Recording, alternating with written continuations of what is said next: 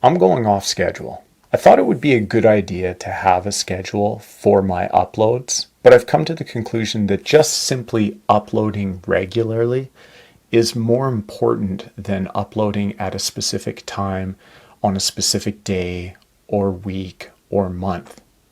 I think that you just need to upload because consistency is a broad term. And if you drill down really deep into it, there's definitely some minutia there that might not be necessary, like on a small YouTube channel like mine. And personally, I would rather upload when I have content, not necessarily just on a schedule, because I have this backlog of topics that I'd like to share, and even some random things that I've filmed that I'd like to put out too. But this channel has stopped feeling like a video diary, which was kind of what the original intention was. And it's starting to feel more like an office job. And it shouldn't, because this process of creation and sharing is fun for me. And I hope it's fun for you too when you actually see these videos. And if I wanted a job, I would have filled out an application form.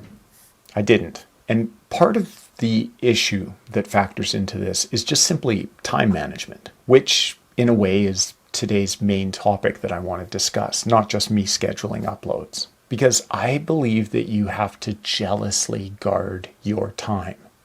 It's a non-renewable resource, and once it's gone, so at least to me, it's important to protect the time that you do have. And because of that perspective I have on time, I'm not really into scheduling. Wait, that's not exactly true.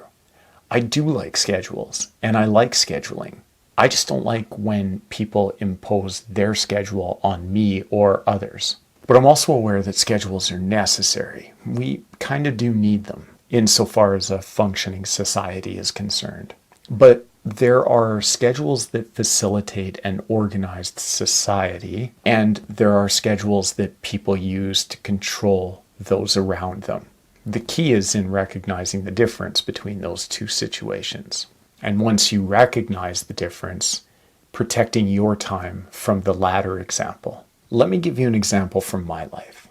I used to have a career that was very rigid in its scheduling. And that rigidity came from the idea that this was an organization that was considered an essential resource within the city. It was considered a vital service, even though that's debatable. But that's a topic for another day. The point is, I had a rigid schedule within this organization, and I concede that this was necessarily so for that time period. However, I worked for a person who used to impose their schedule on my schedule. And that right there, that's the type of scheduling that bothers me. Because those types of schedule interruptions usually happen because of a certain type of person that most of us know quite well and usually dislike working for. These are people who can be broadly categorized as micromanagers. And nobody, except for sycophants, likes working with them or for them. It's painful because they will make their schedule your schedule. And by extension, they will make their emergencies your emergencies, which prevents you from doing any meaningful work because you're constantly doing work within the confines of that person's imposed schedule on you. And that just isn't sustainable because a lack of meaningful work on your part will remove any incentive there might be to stay with an organization. I know it did for me, and I've seen it happen to others as well. Because very few things in an occupation will aggravate an employee, especially a high performer, more than having somebody interrupt the work that they're trying to do, especially if it's a micromanager with scheduling issues. Speaking of which, in my example, this was a man who constantly required my presence at everything he went to. It didn't matter what it was. He wanted me by his side in meetings, in planning sessions, in briefings, in debriefings, anything where a decision might need to get made. He wanted me there with him. Because of that, essentially, his schedule was my schedule. And that made my schedule non-existent.